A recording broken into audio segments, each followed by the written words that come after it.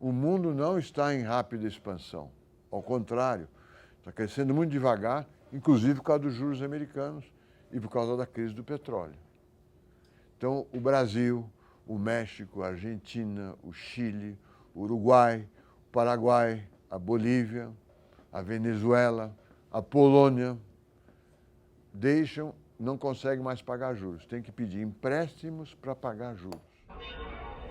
A regra bancária é a seguinte: um empréstimo que não consiga pagar os juros durante um determinado período de tempo, precisa ser levado a prejuízo. Ou seja, não pode ser considerado parte do ativo do banco. Ele não vai receber mais. O ativo do banco, vamos reproduzir aqui, balanço de um banco qualquer, Banco Comercial A. Ele tem no passivo depósitos, capital próprio. E no ativo, ele tem empréstimos.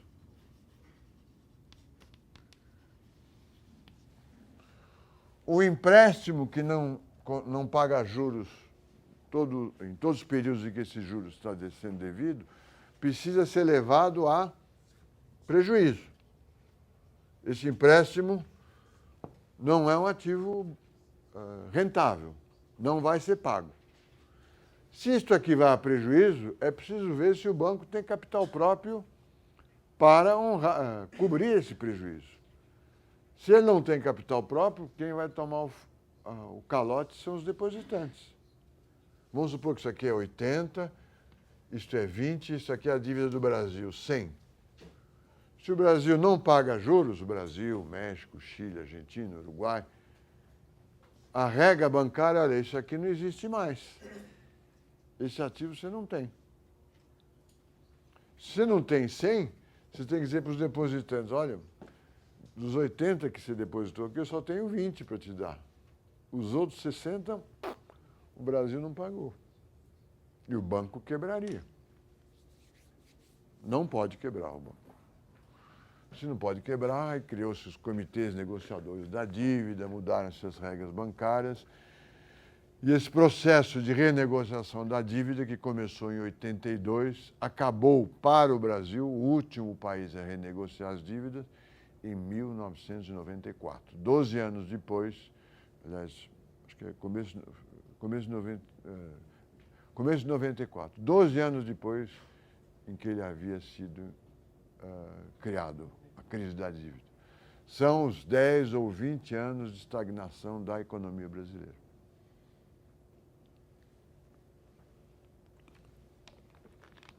Então, nós começamos, na aula de hoje, a estudar hoje o mundo em que nós estamos, o pensamento econômico do tempo em que estamos vivendo. E o começo que eu descrevi com certo detalhe é Reagan e Thatcher.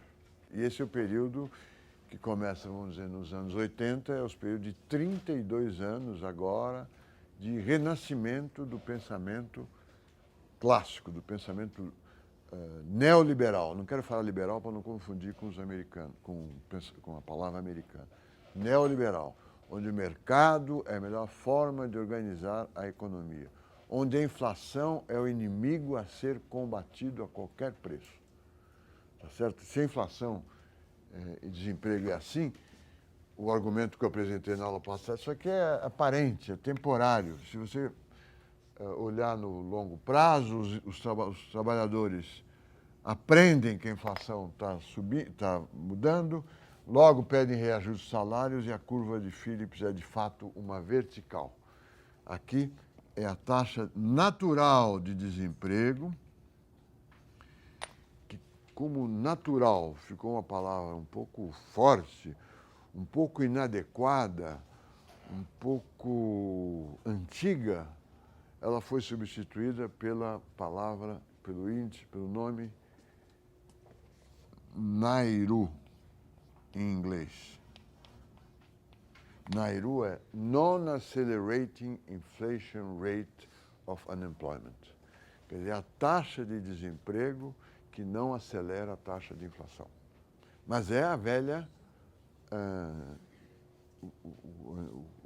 a característica permanente do pensamento conservador. Existe algo natural. A nossa propensão a comerciar, a fazer trocas, a nossa propensão a ser ambiciosos, a querer mais de tudo, na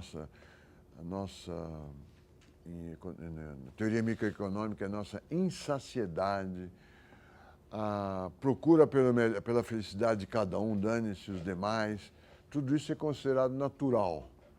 E o desemprego também é natural. Eu falei na primeira aula e repito, o pecado original é parte da nossa natureza. Esse é o pensamento conservador, que se reflete na economia. Tá? Não adianta pensar em reformar o mundo, torná-lo um mundo melhor, porque esse é o mundo que nós temos. Né?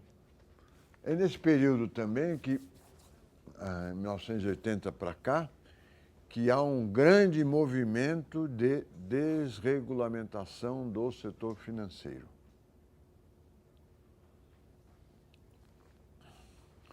Essa desregulamentação tem várias facetas. A primeira é a maior mobilidade financeira entre os países, ou seja, a maior facilidade para trocar dólar por franco, franco por libras, libras por liras, liras por ienes e assim por diante. Um artigo que vocês devem ler, que se chama Fear of Finance, o medo das finanças. É um artigo, é um survey, uma resenha feita pela revista Economist, acho que em 1992, 20 anos atrás, mas muito claro, como são todos os surveys da revista Economist, e que mostra o tamanho, o crescimento e o tamanho das trocas entre moedas, ou seja, das transações que passam de uma moeda para outra. Sabe, trocar dólar por euro, euro por real, mostra isso em 92. A única coisa que está desatualizada nesse artigo são os valores, mas isso não tem importância, porque você vendo os valores nesse survey, você já fica assustadíssimo. E multiplica os valores que estão lá, provavelmente por 100 para chegar a valores de hoje. Né? As transações que cruzam fronteiras, né, de dólar para outra moeda, são imensas. Isso é uma característica que fica mais evidente a partir dos anos 80. Nos períodos keynesiano, a movimentação de dinheiro entre países era, muitas vezes, dificultada. Não era vista como uma coisa boa para o funcionamento, para o crescimento das economias. Então, esse é um item. O artigo do Economist pergunta o que aconteceu. Por que cresceram tantas as transações financeiras internacionais? Será que foi uma forma de evitar a regulamentação? Lembra, eu expliquei para vocês que o mercado de euro-dólar, que começa na segunda metade dos anos 60, 65 para frente, o que é? Nada mais é que um mercado que transaciona com dólares no território europeu. Transacionando com dólares no mercado europeu, ele não está sujeito às leis europeias, porque as leis europeias falam sobre transações em francos, em liras. Ele está fazendo transações em dólar. E não está sujeito à legislação americana, porque ainda que seja dólar, o negócio está sendo feito na Europa, onde a legislação americana não é eficaz, não tem valor. Entenderam? O artigo Fear of Finance pergunta, é isso que causou a globalização financeira ou seria, ao contrário, o crescimento do comércio internacional, que cresce muito rápido nos anos da teoria keynesiana e continua crescendo depois. O Economist é uma revista da melhor qualidade, conservadora, como todos nós economists que somos, né? Diz, não, é o crescimento do comércio. mas essa é uma pergunta cuja resposta não pode ser dada com essa clareza. Pode ser o crescimento do comércio e pode ser a regulamentação. Talvez a melhor resposta é cresceu por causa das duas razões. É nesse mundo que nós começamos, onde vamos dar expectativas racionais, que as taxas de câmbio já são flutuantes. O regime do padrão ouro, que acabou em 1933, em 1945 foi reorganizado, já expliquei isso para vocês, é importante. A bibliografia O Dólar, um livrinho que eu escrevi para a Publifolha. A partir de 1945, o Banco Central americano, que tem uma grande reserva de ouro, estabelece a seguinte regra: eu compro e vendo ouro a $35 por onça. Portanto, o dólar tem um lastro de ouro. E as outras moedas se baseiam no valor do dólar. E as taxas de câmbio são fixas. Já expliquei isso. Em 1971, déficit público na economia americana, déficit no balanço de pagamentos, o presidente Nixon abandona esta regra. Ele fala, não trocaremos mais ouro, não compraremos e venderemos mais dólar por ouro. Ou seja, o dólar passa a ter uma taxa flutuante. E todos os países do mundo acabam tendo que trabalhar com taxas cambiais flutuantes. É outro lado dessa globalização financeira. E há modificações significativas na forma de organização do sistema financeiro. Os traços mais importantes dessa regulamentação do sistema financeiro anteriores eram os seguintes. Primeiro, há uma separação entre banco comercial e banco de investimento. Banco comercial está encarregado de operar o sistema de pagamentos.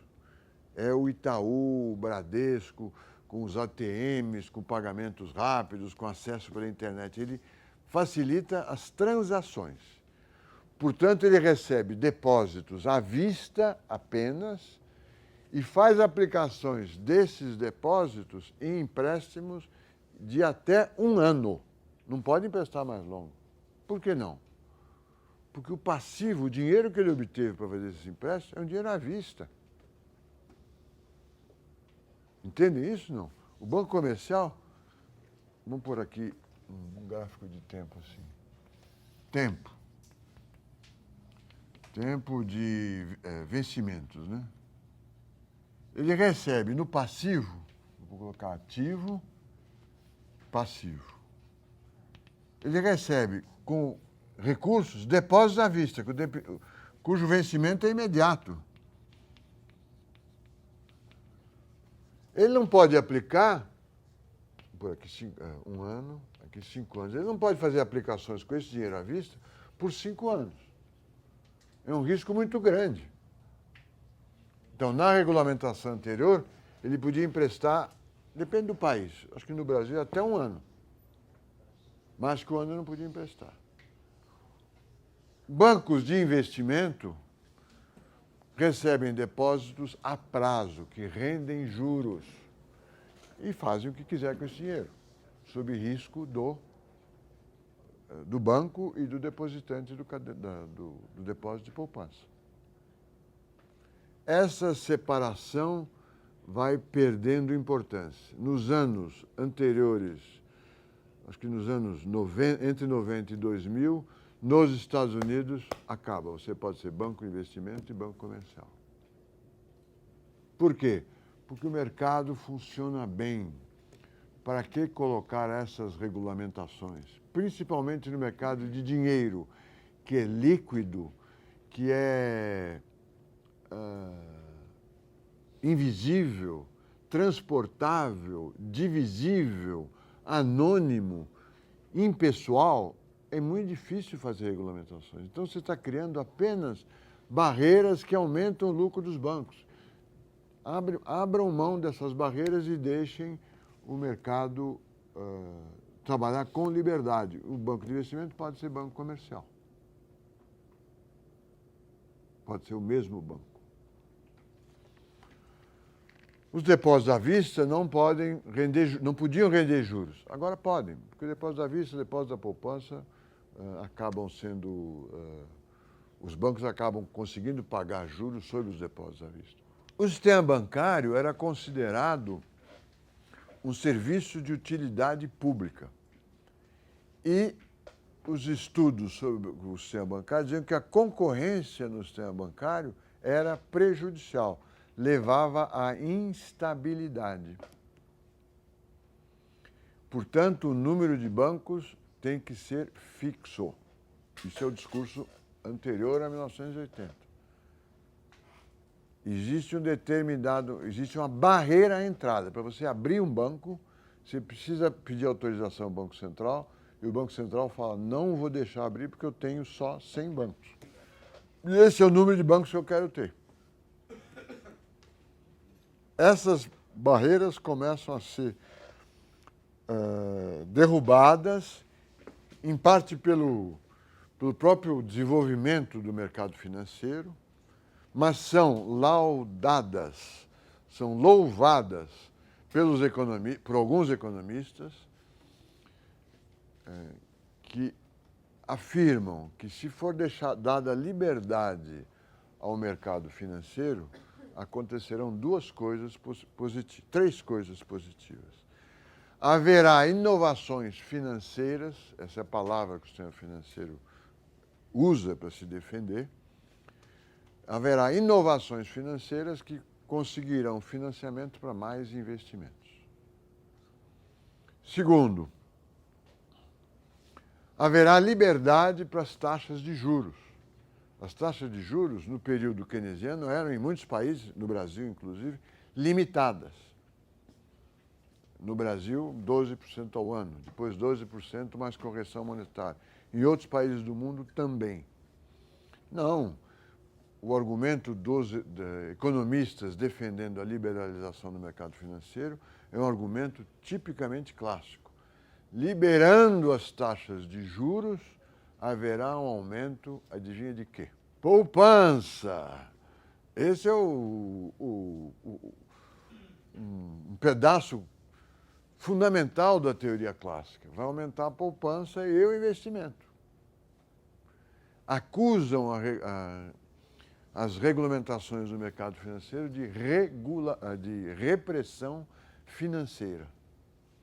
E citam como exemplo os países do sudeste da Ásia, que estavam envolvidos com a captação de recursos para investimentos no mundo inteiro. Singapura é sempre um grande exemplo.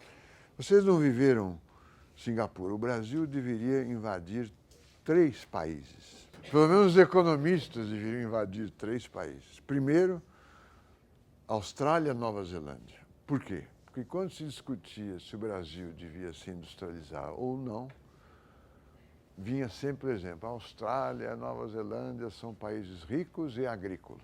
Então, nós devemos ser ricos e agrícolas como a Austrália e a Nova Zelândia. O exemplo não frutificou, porque fizemos a substituição de importações dos anos 30 até os anos 90, e o Brasil teve uma indústria complexa, diversificada e exportadora, que agora enfrenta as dificuldades do dólar sobrevalorizado. Mas a culpa era da Austrália e da Nova Zelândia, que eram sempre trazidos em artigos e em aulas como exemplo de países agrícolas que conseguiam crescer. A discussão na época era o Brasil é um país essencialmente agrícola ou não? Discussão que está presente hoje de novo.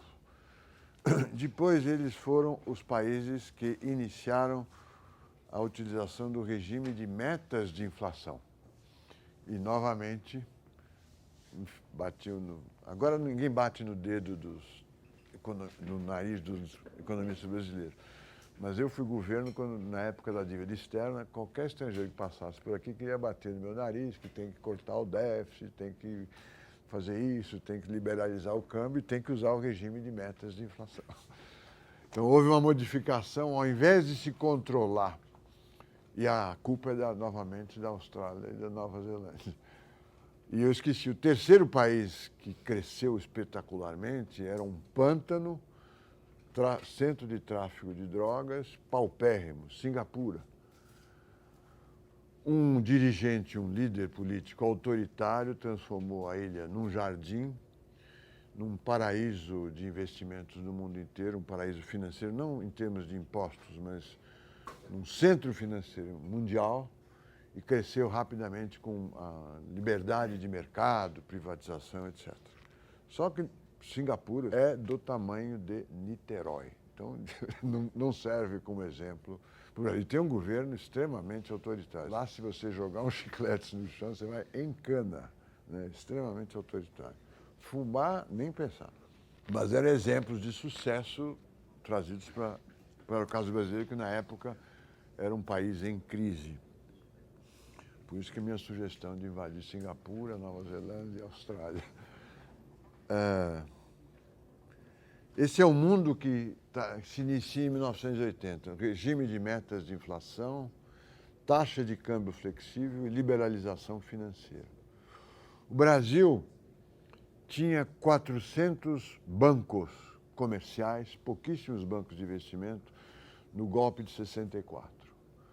Com a redução da taxa de inflação que ocorreu, e que nós vamos estudar entre 64 e 73, houve crises bancárias, o número de bancos passou de 400 para 100.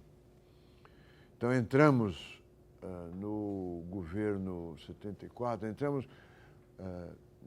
o governo civil entra com 100, 120 bancos no Brasil.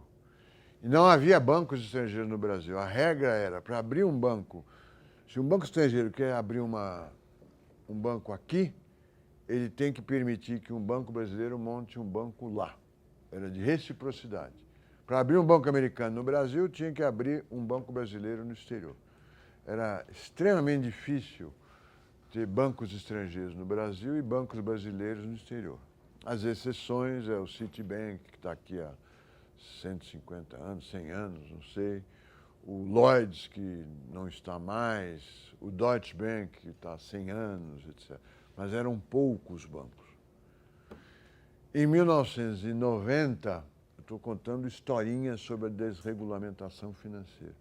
Em 1990, o Banco Mundial, defendendo essas ideias de repressão, de fim da repressão financeira, propõe ao Banco Central Brasileiro a seguinte operação: nós emprestaremos 300 milhões de dólares para vocês, brasileiros, Banco Central, se vocês permitirem a abertura de bancos múltiplos.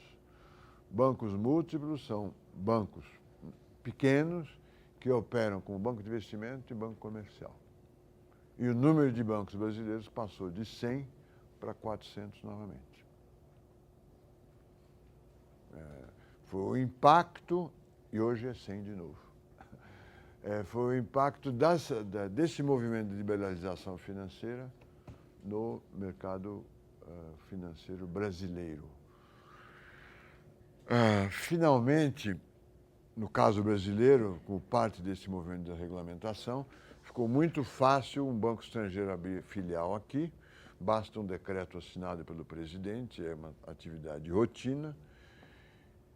Para um brasileiro abrir um banco novo, não há barreira de entrada, há uma barreira de capital. Ele precisa ter um capital mínimo muito grande para que possa ter um banco. Mas o sistema bancário já não é um serviço de utilidade pública, acho que não, mas não é um setor mais com barreiras à entrada. As barreiras que existem são barreiras prudenciais. Na área de política monetária, a mudança é radical.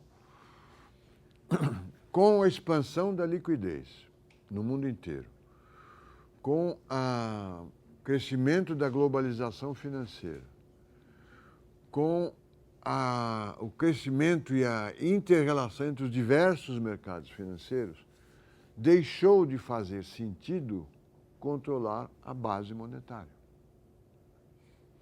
O grande debate entre monetaristas e neoclássicos, se controla a base, não controla a base, perde sentido. A base não é mais relevante. Os economistas de Chicago agora não falam mais em M1.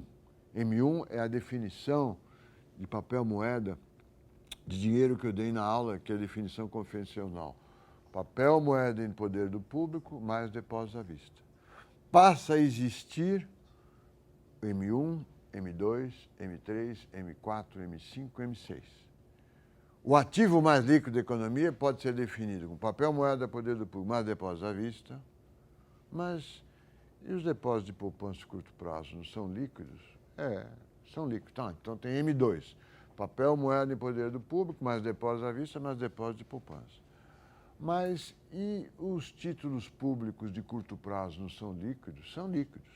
Então, eu já não sei onde eu estou, no M4. Papel, moeda em poder do público, mais depósitos à vista, mais depósitos de poupança, mais títulos públicos, M4. Mas há outros títulos que também são muito líquidos, M5. E esses daqui, a M6. Então, trata-se de controlar o quê? A proposta do Friedman, como vocês devem saber, se não devem saber, eu vou falar agora e a partir de eu ter falado, vocês têm que saber, tá certo? É que a regra ótima de política monetária é que a quantidade de meios de pagamento tem que crescer seguindo a seguinte fórmula. Vou colocar aqui a regra de política monetária. Vamos escrever aqui, antes de 80. Friedman. Nada morre a economia, ainda há defensores dessa regra. Se M é igual a KPY, que é a teoria quantitativa da moeda, vamos supor que vamos tirar taxas de crescimento aqui. M dot sobre M é igual a K dot sobre K mais P dot sobre P mais Y dot sobre Y. Dot é bolinha em inglês, né?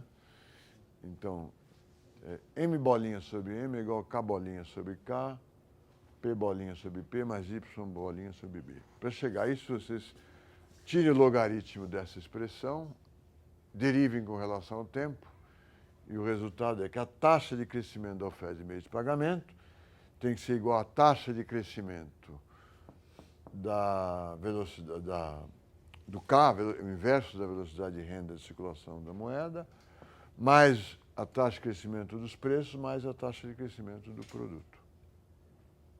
Certo? Suponha que este é zero, que este aqui, o ideal, seja 2% ao ano. Então, a taxa de crescimento da oferta de meios de pagamento tem que ser taxa de inflação pretendida mais taxa de crescimento do produto pretendido. O Banco Central, por Friedman, tem que seguir esta regra. Quando se discute o Brasil, a independência do Banco Central no Brasil, o Pastor escrevia: eu sou contra a independência. O Banco Central não pode ser independente. Ele tem que seguir uma regra rígida, que é essa regra aqui. Os burocratas não têm que se meter com a economia. Sigam esta regra. A base, portanto, se o multiplicador da base for constante, tem que crescer pela taxa pretendida de inflação mais a taxa de crescimento do produto. Não é para ficar fazendo política monetária ativa, não. Esse é o pensamento dos monetaristas. Que a partir dos anos 80, a partir da globalização financeira, da desregulamentação do mercado financeiro, perde o sentido. A pergunta que os neoclássicos remanescentes falam é: o que tem que crescer 3% ou 5% ao ano? É o M0? O M1? É o M2? É o M3? É o M4? É o M5? Qual é o M que você está falando? O que é dinheiro nesse mundo onde os depósitos de poupança são tão líquidos quanto os depósitos à vista? E a regra se muda. A regra agora é controlar a taxa de juros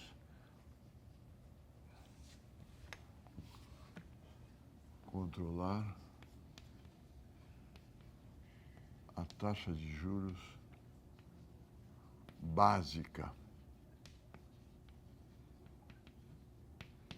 que no Brasil se chama Selic.